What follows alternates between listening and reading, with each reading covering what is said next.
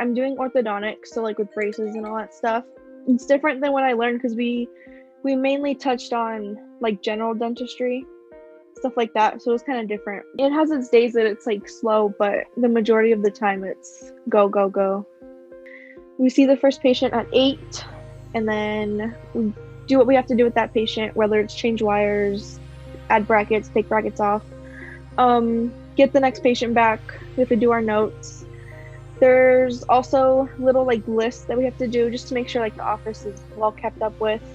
And then around 1ish, we go to lunch, come back at 2, see more patients, and then we make sure the end of the day list is good, and then we're good to go home. The employees, the staff there, they're awesome.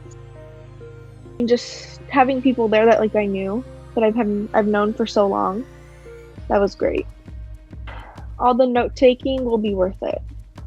That's the biggest thing. I hated taking all the notes, but it was worth it.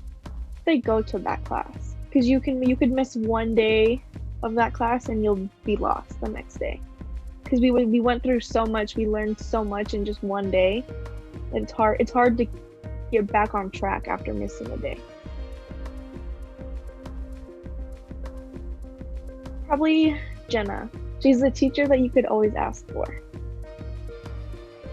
Ever since last time I saw her until now, she's checked up on me, she's asked me how it's going, stuff like that.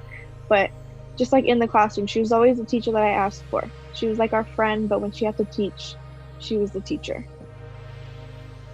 I've thought about going to hygiene, becoming a hygienist, but I love ortho.